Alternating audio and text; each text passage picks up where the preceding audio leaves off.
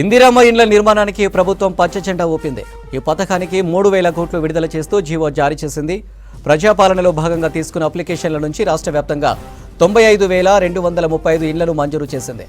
గ్రామీణ ప్రాంతాలకు 38,094 ఇళ్లు కేటాయించగా అర్బన్ 57,141 ఇళ్లను కేటాయిస్తూ నిర్ణయం తీసుకుంది రేవంత్ సర్కార్.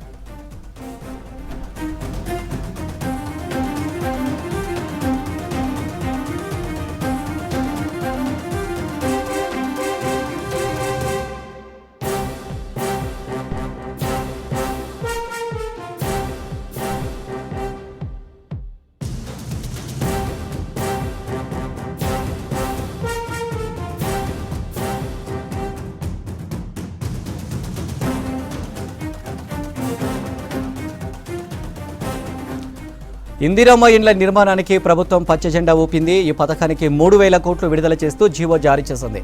ప్రజాపాలనలో భాగంగా తీసుకున్న అప్లికేషన్ల నుంచి రాష్ట్ర వ్యాప్తంగా 95,235 ఇళ్లను మంజూరు చేసింది. గ్రామీణ ప్రాంతాలకు 38,094 ఇళ్లు కేటాయించగా అర్బన్ 57,141 ఇళ్లను కేటాయిస్తూ నిర్ణయం తీసుకుంది రేవంత్ సర్కార్. ఇక దీనికి సంబంధించి మరిన్ని డీటెయిల్స్ యాదగిరి అందిస్తారు. యాదగిరి, ఇందిరమ్మ ఇండ్ల అప్డేట్స్ ఏంటి? అనిల్, ఏదైతే ఈ 6 గ్యారెంటీలో భాగంగా ఇందిరమ్మ ఇళ్ల నిర్మాణం ఈ పథకం ఒకటి అయితే, దీనికి సంబంధించి డిసెంబర్ 28 నుంచి జనవరి 6 వరకు ప్రజాపాలన భాగంగా ఈ 6 గ్యారెంటీలకు సంబంధించిన దరఖాస్తులు తీసుకున్నారు. అయితే ఇప్పటికే ఇందులో 6 గ్యారెంటీలో 4 గ్యారెంటీలు అమలు చేస్తుంది. అయితే ఇది ఇందిరమ్మ ఇళ్ల నిర్మాణానికి సంబంధించిన ఈ పథకంతోనే 5వ గ్యారెంటీ అందుబాటులోకి రాబోతుంది. అయితే దీనికి సంబంధించి ఇప్పటికే సీఎం రేవంత్ రెడ్డి ఈ నెల 11న ఇందిరమ్మ ఇళ్లకు సంబంధించి పథకం ప్రారంభిస్తామని చెప్పారు. దానికి సంబంధించిన విధి విధానాలు ఖరారు చేయాలని చెప్పేసి అధికారులకు సూచించారు.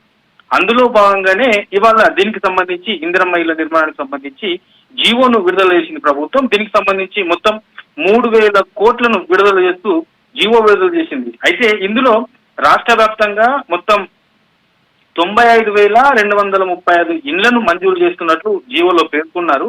అయితే గ్రామీణ ప్రాంతాల్లో 38,094, అర్బన్ ప్రాంతాల్లో 57,141 ఇళ్లను మంజూరు చేసినట్లు జీవోలో పేర్కొన్నారు. అయితే దీనికి సంబంధించి ఇప్పటికే ఆల్రెడీ ప్రభుత్వం చెప్పింది, సీఎం రేవంత్ రెడ్డి కూడా దీనికి సంబంధించి ఇళ్ల నిర్మాణానికి సంబంధించి కూడా చెప్పారు. అయితే ముందుగా ఇప్పటి వరకు ప్రజాపాలనలో వచ్చిన దరఖాస్తులలో అత్యధికంగా ఈ ఇండ్లకు సంబంధించే దరఖాస్తులు వచ్చినట్లు అధికారులు చెప్తున్నారు. అధికారికంగా ఎన్ని వచ్చినాయనే చెప్పలే కానీ అత్యధికంగా వచ్చిన దరఖాస్తులలో ఇందిరమ్మ ఇళ్లకే ఎక్కువ ఉన్నాయని చెప్పేసి చర్చ అయితే జరుగుతుంది. దీనికి సంబంధించిన విధి విధానాలు కూడా ఇప్పటికే ప్రభుత్వం ఖరారు చేసింది. అయితే ఇందులో ప్రధానంగా ముందుగా ప్రయారిటీ ఎవరికైతే ఇళ్ల స్థలం ఉంటుందో, ఇళ్ల స్థలం ఉన్న వాళ్లకు ముందు ప్రయారిటీ ఇవ్వాలని చెప్పేసి ప్రభుత్వం భావిస్తుంది. అయితే 11న ఎవరెవరికి ముందు ఇస్తారు ఏంటి అనే దానిపైన ఒక స్పష్టత అయితే ఇస్తారు. అయితే ఇనాగ్రేషన్ చేసే ముందు దీనికి సంబంధించి పూర్తి స్థాయిలో డీటెయిల్స్ తో ఒక స్పష్టత అయితే ఇచ్చే అవకాశం ఉంటుంది. వాస్తవానికి ఇందిరమ్మ ఇళ్లకు సంబంధించి ఎవరికైతే ఖాళీ స్థలం ఉంటుందో ఆ ఖాళీ స్థలం ఉన్న వాళ్లకు ఇల్లు నిర్మాణం కోసం 5 లక్షలు ఇస్తామని చెప్పింది.